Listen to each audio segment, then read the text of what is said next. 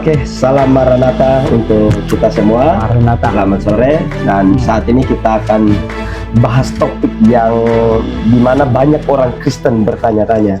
Apakah di zaman PB orang Kristen perlu untuk menguduskan hari Sabat atau tidak? Oke. Dan ini sangat bagus karena saya ada ketemu orang Advent berkata begini, Pak Dr. Suento, lihat orang Yahudi sampai saat ini masih memelihara hukum Sabat. Oh, iya. Dan bahkan ada satu aliran Advent yang sangat keras berkata bahwa kalau orang Kristen masih beribadah pada hari Sabat, pada hari Minggu bukan hari Sabat, maka dia berdosa. Okay. Nah, bagaimana penjelasan kita? Baik. Sebenarnya mengenai hari Sabat itu ada dua hal penting ya, yang perlu diperhatikan. Sebenarnya satu itu adalah untuk ibadah simbolistik, ritualistik, jasmania, dan yang satu sebenarnya adalah belas kasihan Allah kepada para orang-orang yang susah atau tertindas, budak-budak. Nah, bagaimana memahami ini adalah begini, hari Sabat menurut Alkitab itu adalah bayangan, bayangan. Jadi kalau kita buka Kolose pasal 2 Kolose pasal 2 di ayat yang ke-15 dan 16 di situ ada jelas sekali dikatakan ayat 16 ayat 16 dan 17 katanya apa ini Karena itu janganlah kamu biarkan orang menghukum kamu mengenai makanan dan minuman atau mengenai hari raya, bulan baru ataupun hari Sabat. Semuanya itu hanyalah bayangan dari apa yang harus datang, sedang wujudnya ialah Kristus. Nah, jadi itu hari Sabat menurut ayat ini diperintahkan sebagai sebuah bayangan terhadap sesuatu yang akan datang, yang wujudnya adalah Kristus. Nah, dari mana ini memahaminya? Jadi hari Sabat itu hari istirahat. Sabat itu artinya istirahat. Istirahat. Nah, maksudnya istirahat ini yang mingguan lah, yang tahun Sabat lah semua, itu adalah bayangan untuk peristirahatan abadi di dalam Kristus. Jadi peristirahatan yang abadi di dalam Kristus. Nah, oleh sebab itu ketika Kristus datang, maka bayangannya ini sudah tidak perlu. Karena kita mendapat istirahat yang abadi di dalam Kristus. Itu kapan? Pada saat kita putus napas kita beristirahat total di dalam Kristus. Jadi di sini sudah dikatakan bayangannya ialah Kristus, wujudnya Jadi semuanya hanyalah bayangan dari apa yang akan datang dan wujudnya adalah Kristus. Jadi kalau kita terus melakukan Sabat, kita sepertinya menyangkali Kristus. Menolak Kristus sebagai wujudnya. Nah, jadi gini Nah, ibadah Sabat ini belum diperintahkan sebelum Israel terbentuk. Nah, kita tidak baca Abraham, Adam, Henok segala macam menguduskan Sabat karena tidak ada. Karena apa? Masalah pengudusan hari Sabat ini perlu pemerintahan teokrasi. Kalau tidak ada pemerintah teokrasi tidak bisa dilaksanakan. Karena itu harus ada satu otoritas yang mengawasi, otoritas yang mengawasi, dan hukumannya berat waktu itu. Kalau orang melalaikan Sabat itu bisa dihukum mati. Benar, dan ada contohnya di dalam hukum Taurat. Jadi itu adalah perlu otoritas yang menjalankannya. Maka itulah dilaksanakan oleh pemerintahan teokrasi. Dan pemerintahan teokrasi Tuhan bubarkan. Kalau menurut Lukas 16 ayat 16 sampai Yohanes Pembaptis muncul, itu selesai. Hukum Taurat dan kitab para nabi selesai. Begitu. Nah, itu yang pertama. Jadi gini, di Perjanjian Lama itu adalah ibadah yang bersifat simbolistik, ritualistik, dan jasmania. Dan masuk ke Perjanjian Baru, kita tidak lagi beribadah secara simbolistik, ritualistik, jasmania, tapi kita masuk ke perjanjian baru, ibadah di dalam roh. Iya. Jadi ibadah yang bersifat hakikat Ya. rohania dalam kebenaran. Ya. Begitu. Nah, ini jadi perubahan sistem ibadah, maka tidak ada lagi perintah untuk menguduskan hari Sabat. Tidak perlu lagi. Ya. Nah, yang kedua tadi saya katakan adalah belas kasihan Allah. Ya. Jadi Tuhan sengaja menetapkan orang kerjanya 6 hari, istirahat 1 hari. 1 hari. Dan itu dipaksa. Mengapa? Karena ini belas kasihan Tuhan kepada budak-budak, Ya. ya, orang yang tertindas sama tuannya. Kenapa? Karena maunya Tuhan itu budaknya nggak usah istirahat gitu ya. Ya. Jadi kalau ini dipaksakan, Ya. berarti tuannya mau tidak mau harus mengistirahatkan mereka. Benar Ya, jadi sekali. semua budak-budak yang sangat sengsara menanti-nantikan hari Sabat saat dimana mereka mungkin bisa tiduran seharian, nggak usah Ya, kerja, benar. begitu. Nah, jadi ada 2 kepentingan Sabat, yaitu untuk ibadah, Ya. ya, sebuah bayangan, ibadah bayangan, kemudian belas kasihan Tuhan kepada orang-orang tertindas, Ya. begitu ya. Oke. Jadi bagaimana dengan statement klaim Advent berkata bahwa kalau kita tidak menguduskan Sabat maka kita berdosa. Kalau ibadahnya hari lain itu tidak iya. diterima Tuhan. Nah, itu karena mereka tidak mengerti perubahan sistem ibadah. Oh ya. Nah, perubahan sistem ibadah dari simbolistik, ritualistik, jasmania ke ibadah roh dan dalam kebenaran, ibadah roh dalam kebenaran, itu artinya yang ibadah yang di dalam roh dan kebenaran itu tidak lagi terikat kepada tempat, jadi tidak perlu di bait Allah, Benar sekali. tidak lagi terikat pada waktu, Ya. jadi kapan saja, setiap saat, begitu, dan tidak terikat lagi kepada sikap tubuh. Jadi Sikap kita tubuh. tidak perlu lagi berlutut jongkok dan Ya. cium lantai segala macam, tidak perlu lagi gitu. Ya. Karena yang kita tundukkan, yang kita sembah sujudkan itu adalah hati kita. Benar sekali. Nah, jadi kalau mereka mengerti tentang perubahan sistem ibadah yang tidak lagi terikat pada waktu, maka hari Sabat itu sudah selesai. Oh, berarti ini sesuai dengan yang dikatakan Paulus di dalam surat Roma. Bahwa Betul. semua hari sama saja. Semua hari sama. Ya, Jadi begini benar ya. Ya. Kita dituduh untuk menguduskan hari Minggu, enggak. Oh, ya, tidak. Enggak, ya toh. Nah, kita malah gini ya toh, karena kita hari Minggu itu bukan ibadah. Oh, bukan ibadah ya, Nah, bukan hari kita ibadah tidak ya. bisa Oke, tidak. ini Kenapa? Ibadah kita dengan hati. Jadi tidak ada hari apa ibadah, tidak ada. Ya. Ibadah kita dengan hati ya.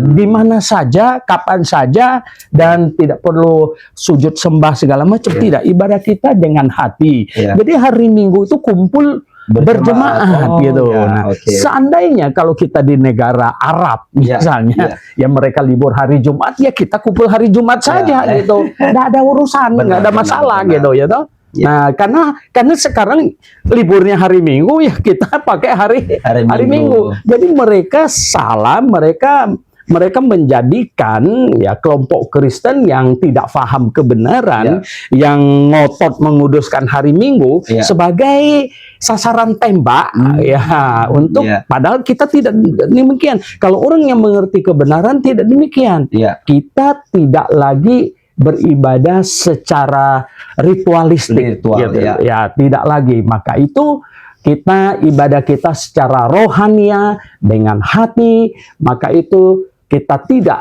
ada ketentuan hari tertentu. Oke, ini menarik Pak Dokter. Ya. Dan ini ada satu kesaksian dari jemaat Advent. Saya pernah sharing ke dia dan dia berkata bahwa ingat katanya kata Daniel di dalam kitab Daniel pasal 7 ayat 25 bahwa tanda antikristus di akhir zaman adalah mengubah waktu dan hukum Tuhan. Jadi dia berargumen bahwa hukum Tuhan sudah ditetapkan, hari beribadah adalah hari Sabat katanya. Bagaimana? Oh ya, oke. Nah begini, dia tidak paham, Ya. mereka tidak paham dengan kitab Daniel. Oh, Ya toh. Karena kitab Daniel yang tadi dibaca itu misalnya pasal 7 dan Ya. seterusnya, itu adalah mengenai masa tribulation. Oh, Ya. tribulasi. Ya. Jadi begini ya, ini masa gereja, masa jemaat akan selesai saat bunyi sangkakala dan terjadi rapture. Ya.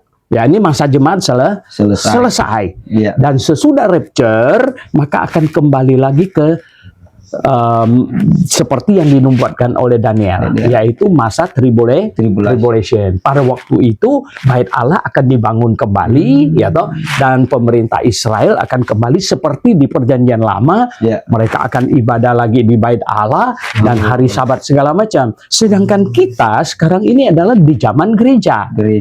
Nah, jadi kelihatannya teman kita yang dari itu itu kan dimulai oleh William Miller William Miller itu adalah gembala baptis. Pada waktu zaman William Miller itu belum terjadi kekacauan karena William Miller itu hanya bawa jemaatnya menunggu kedatangan Tuhan di atas bukit dan beberapa kali salah, Tuhan tidak datang dan dia malu sekali. Nah, tetapi kemudian kelompok mereka itu tersusupi seorang wanita yang bernama Ellen. Ellen White. Dan pada waktu tersusupi oleh Ellen White dan iblis intervensi dengan memberikan mimpi dan penglihatan. Nah, di situ persoalan muncul. Jadi Ellen mendapat penglihatan bahwa 10 hukum turun dari surga dan hukum yang keempat bersinar-sinar begitu. Dan akhirnya dia menggiring jemaatnya untuk menguduskan hari Sabat. Jadi tersesat mereka. Memang di zaman mula-mula atau jemaat gereja mula-mula itu belum menguduskan hari Sabat. Tidak ada keperluan lagi. Tidak ada keperluan lagi. Ya, betul. Ellen sebenarnya masalahnya ada di Ellen. Ini menarik. Oke, satu pertanyaan lagi Pak Dr. Leon. Ini banyak dari pihak kelompok Advent ini, mereka memakai Tuhan Yesus sebagai fondasi argumen bahwa lihat, Tuhan Yesus seringkali pergi beribadah di bait Allah pada hari Sabat. Sebenarnya jadi, Tuhan Yesus tidak pergi beribadah, tercatat di dalam Alkitab pada umur 12 Tuhan Yesus dibawa oleh orang tuanya ke bait Allah dan di situ terjadi debat-debat. Sebenarnya itu adalah kewajiban semua orang Yahudi di atas umur 12 tahun. 1 tahun harus 3 kali, 12 tahun ke atas 3 kali ke bait Allah Yerusalem. Nah, tetapi itu kan dia kan sebagai orang Yahudi kan ditenteng oleh orang tuanya dan seterusnya, kemudian tidak lagi tercatat kalau mereka seringkali mau berargumentasi bahwa Paulus pergi ke sinagog segala macam, itu kan pergi menginjil. Benar. Saya saja pernah pergi ke masjid loh untuk bukan saya diundang ke masjid, untuk ada diskusi kayak semacam debat begitu. Saya kan tidak jadi muslim gitu hanya pergi. Makanya Paulus pergi ke sinagog hari Sabat. Kalau dia pergi ke hari lain kan kosong. Nggak ada isi. Ada orang. Benar sekali. Oke, satu pertanyaan lagi nih Pak Leo. Jadi mereka ini sering menarik doktrin Sabat ini seperti satu garis dari ujung sampai ke surga. Jadi mereka berkata, lihat mulai dari Kejadian pasal 2 ayat 2 sampai 3 di situ ada hukum Sabat katanya, dan di dalam Yesaya juga Wahyu di situ dikatakan masih ada hari Sabat. Itu dia. Bagaimana cara bahwa ini masa jemaat yang tidak ada Sabat, yaitu dari gereja setat sampai nanti hari pengangkatan ini Sabat tidak perlu. Dan sesudah itu masuk masa tribulation, itu bangsa Yahudi mereka akan tetap kembali ke Perjanjian Lama lagi, begitu, dan seterusnya. Begitu, Baik. Terima kasih Pak Dr. Leo, ini kebenaran ini sungguh sangat memerdekakan kita, dan semoga kebenaran ini kita pahami dengan baik bahwa di zaman jemaat sekarang orang Kristen tidak terikat pada ritual, tetapi beribadah secara hakikat dan ibadah kita setiap waktu. Oke, terima kasih dan semoga ini menjadi berkat. Kami ucapkan Maranatha. Bayangannya ialah Kristus, wujudnya Jadi semuanya hanyalah bayangan dari apa yang akan datang, dan wujudnya adalah Kristus. Jadi kalau kita terus melakukan Sabat, kita sepertinya menyangkali Kristus. Menolak Kristus sebagai wujudnya. Nah, jadi gini Nah, ibadah Sabat ini belum diperintahkan sebelum Israel terbentuk.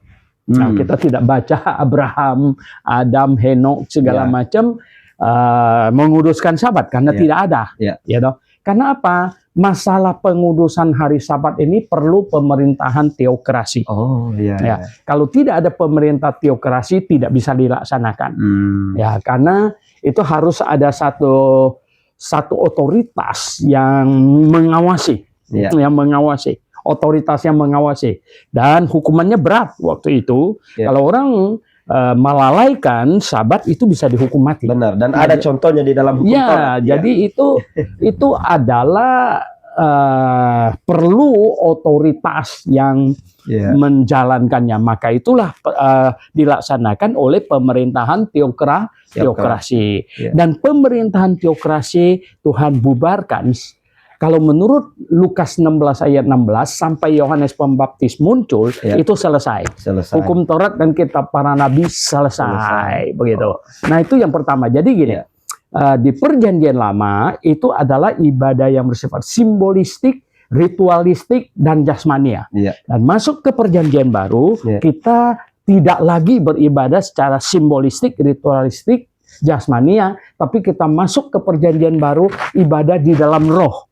Jadi ibadah yang bersifat hakikat rohania dalam kebenaran. Begitu. Nah, ini jadi perubahan sistem ibadah, maka tidak ada lagi perintah untuk menguduskan hari Sabat. Tidak perlu lagi. Nah, yang kedua tadi saya katakan adalah belas kasihan Allah. Jadi Tuhan sengaja menetapkan orang kerjanya 6 hari, istirahat 1 hari. Dan itu dipaksa.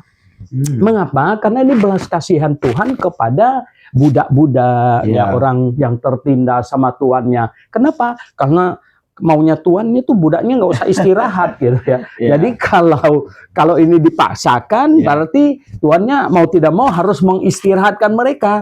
Jadi semua budak-budak yang sangat sengsara menanti-nantikan hari Sabat saat dimana mereka mungkin bisa tiduran seharian, nggak usah kerja. Begitu. Nah, jadi ada 2 kepentingan Sabat, yaitu untuk ibadah, sebuah bayangan, ibadah bayangan. Kemudian belas kasihan Tuhan kepada orang-orang tertindas. Begitu ya. Jadi bagaimana dengan statement klaim Advent berkata bahwa kalau kita tidak menguduskan Sabat maka kita berdosa. Kalau ibadahnya hari lain itu tidak diterima Tuhan. Itu karena mereka tidak mengerti perubahan sistem ibadah.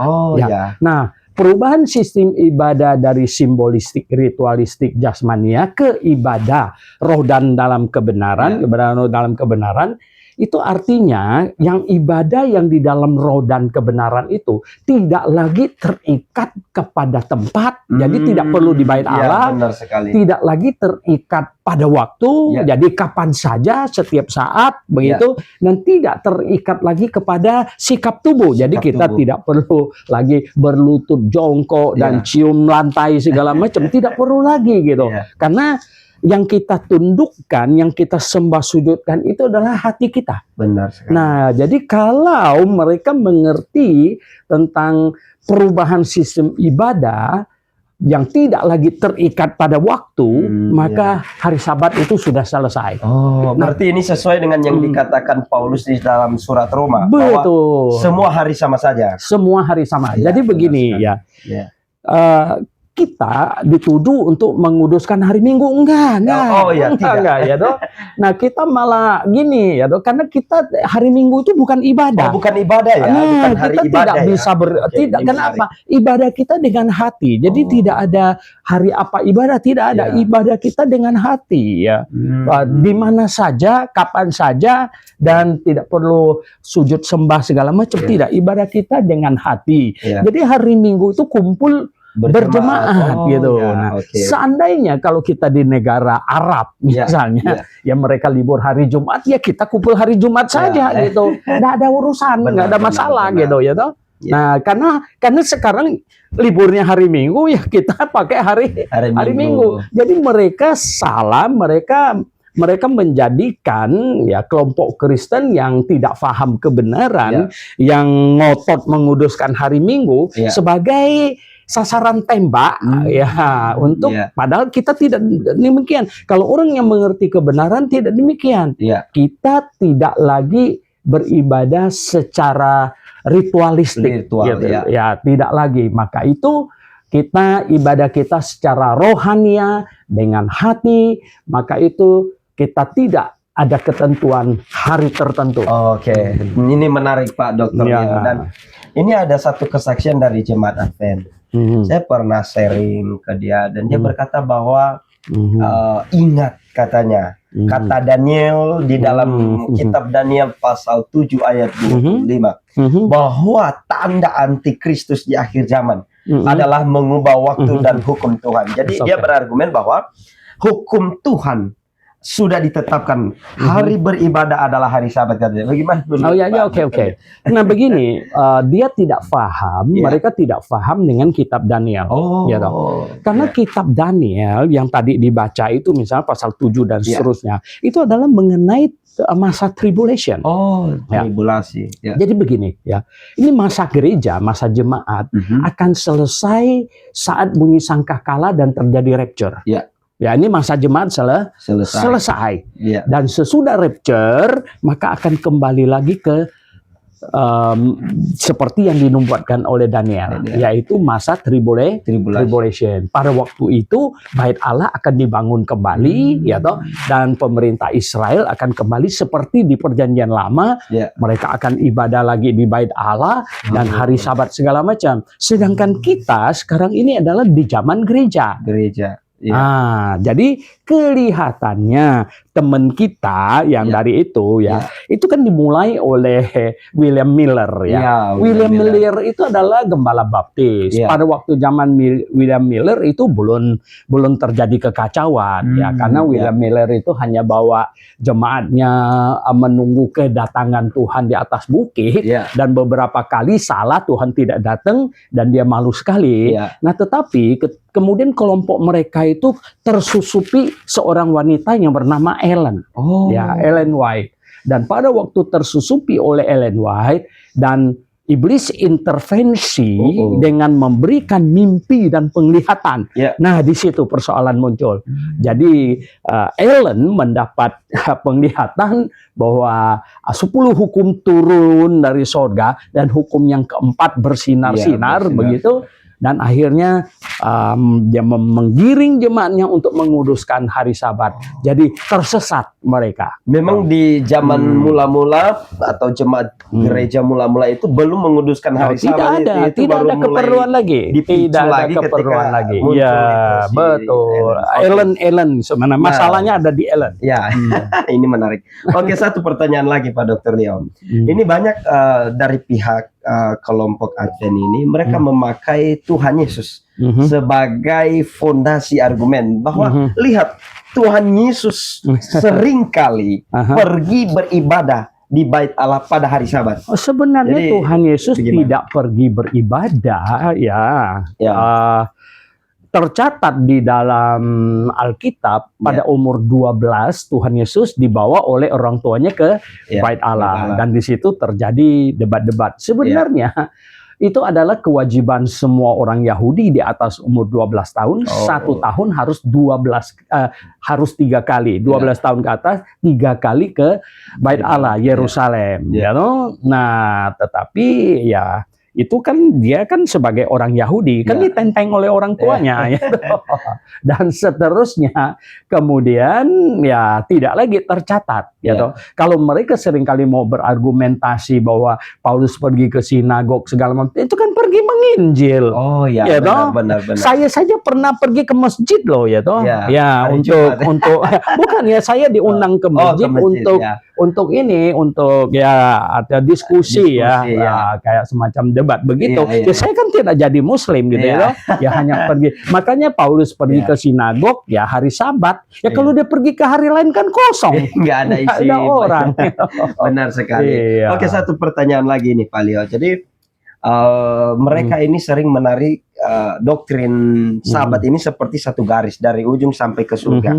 Jadi mereka berkata, lihat Mulai dari Kejadian pasal 2 ayat 2 sampai 3 di situ Mhm. ada hukum Sabat katanya, dan di dalam Yesaya juga Wahyu. Mhm. Di situ dikatakan masih ada hari Ya, Sabat. ya, itu dia. Bagaimana cara Itu memahami? dia Ya. bahwa ya toh ini masa jemaat yang tidak ada Sabat. Ya, Ya, yaitu dari gereja setat sampai nanti hari pengangkatan ini Oke, Sabat oke, tidak oke. perlu. Dan sesudah itu masuk masa tribulation, ya Ya. toh, itu bangsa Yahudi mereka akan tetap kembali ke perjanjian lama lagi, Oh, begitu. Dan oke, ya oke. seterusnya. Begitu, ya Oke. toh. Baik. Yap, Terima oke. kasih Pak Dr. Leo, ini kebenaran ini sungguh sangat memerdekakan kita, dan semoga kebenaran ini kita pahami dengan baik bahwa di zaman jemaat sekarang orang Kristen tidak terikat pada ritual, Ya, tetapi beribadah secara hakikat dan ibadah kita setiap waktu. setiap waktu. Oke, terima kasih